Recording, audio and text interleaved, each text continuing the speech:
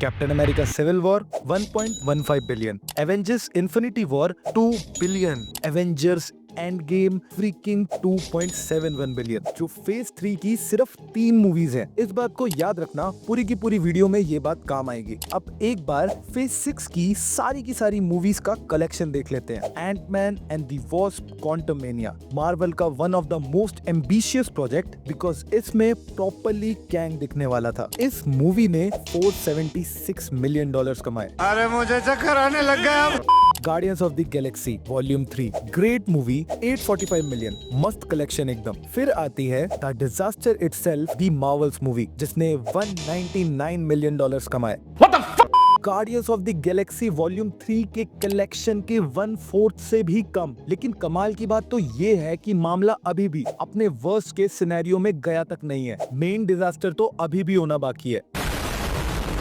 Deadpool and Wolverine, मस्त एक number full मजा movie, 1.3 billion dollars, great collection. Then आती है Captain America Brave New World, 413 million dollars, and Thunderbolts 382 million, जो कि एक बहुत अच्छी मूवी थी, लेकिन फिर भी नहीं चली। साला ये दुख का खत्म नहीं होता बे।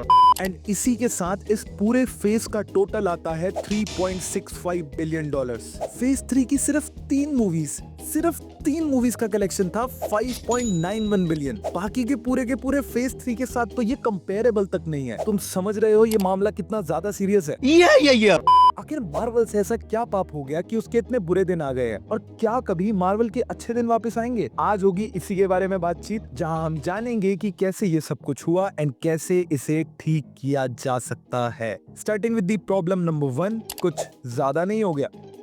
सबसे ज्यादा ऑब्वियस एंड खोपड़ी घुमाने वाला रीजन यही है। मार्वल जो अपने क्वालिटी कंटेंट के लिए जाना जाता था, आज वही मार्वल फालतू में क्वांटिटी के लिए फेमस हो रहा है। Marvel Hollywood and pop culture का वो बच्चा है जिसने एक बार क्लास में टॉप कर ली, एंड अब सबकी नजरों में वो इमेज बरकरार रखने के लिए मार्वल ओवर वर्कहॉलिक हो चुका है, जहाँ पे वो बहुत सारे प्रोजेक्ट्स तो निकाल रहा है पर उनसे घंटा कुछ नहीं हो रहा है। मूवीज या तो फ्लॉप हो रही है या बहुत बुरी तरीके से फ्लॉप हो रही है, एंड सबसे बुरी बात तो ये है कि अच्छी मूवीज भी इस चक्की में पीसी जा रही हैं। Best example is Thunderbolts and Fantastic Four First steps. लोगों को ये लगता है कि कोई भी नई मार्वल मूवी देखने से पहले पुराने सारे के सारे प्रोजेक्ट्स देखना जरूरी है, होमवर्क करना जरूरी है। हाँ, अब ये होमवर्क ही बन गया है, और वो भी छुट्टियों वाला, जिसको पूरी छुट्टियों में हम करते नहीं है और आखिरी दिन करने में मौत आती है। मेरा पर्सनल एक्सपीरियंस है, मेरे खुद के दोस्त कई बार मार्वल मूवीज देखने के लिए मना कर देते हैं क्योंकि उन्होंने पुराने प्रोजेक्ट्स नहीं देखे होते। बात तो सही है। इतनी ज्यादा क्वांटिटी हो गई है कि माइंड इसी चीज में एग्जॉस्ट हो जाता है कि क्या देखना है, एंड देन अल्टीमेटली हम कुछ नहीं देखते। Which take us to the next point, इतने सारे कैरेक्टर्स क्यों भाई? I know and I understand कि नए कैरेक्टर्स को लाना कितना ज्यादा जरूरी है, लेकिन इतने सारे कैरेक्टर्स एक साथ, ये भगवान क्या जुल्म है।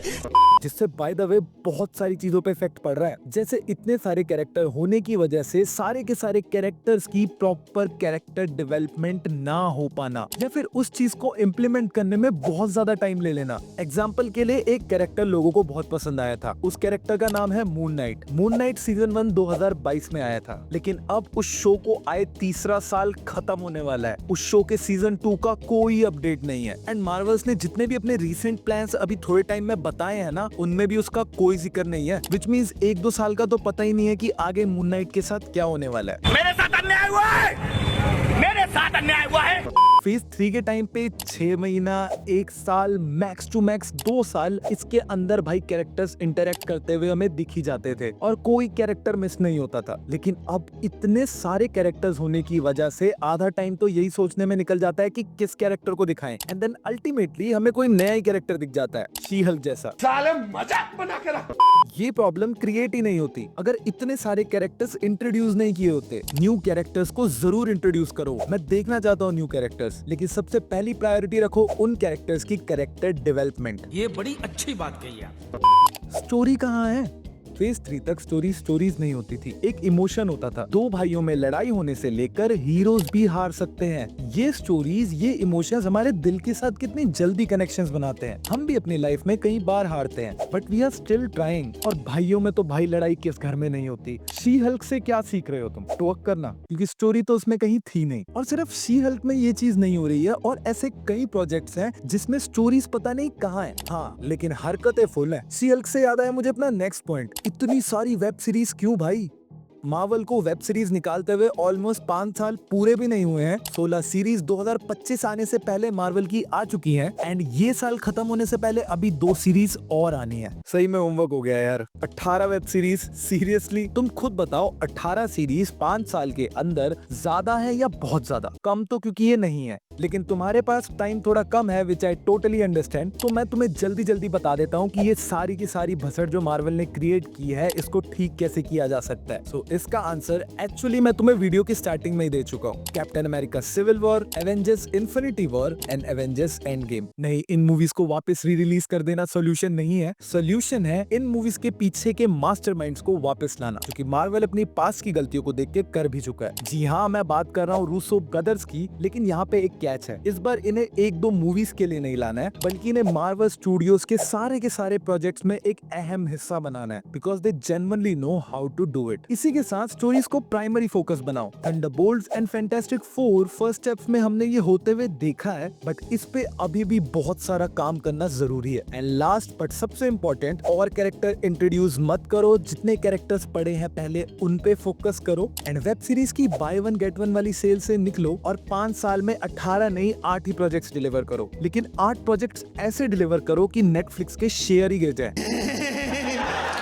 एंड सबसे important, extremely important, she Hulk को अपने लिस्ट से दूर रखो। तुम्हें भी मार्वल के लिए कोई सजेशन आ रहा है या फिर कोई थॉट आ रहा है तो तुम उसे कमेंट्स में मेरे साथ शेयर कर सकते हो। वीडियो अच्छी लगी, मजा आया तो वीडियो को लाइक करो, एंड अगर चैनल तक आ ही गए हो तो मुझे शगुन में एक सब्सक्राइब देते जाओ। एंड इसी के साथ तुम मेरी लास्ट वीडियो देख सकते हो, जहाँ पे आयरन मैन एंड कई सुपर हीरोज नंगे लड़े हैं। नहीं, मैं मजाक नहीं कर रहा, सही में। बाकी मिलते हैं बहुत ही जल्द। तुम लोग अपना ख्याल रखो, and clumsy geek signing off.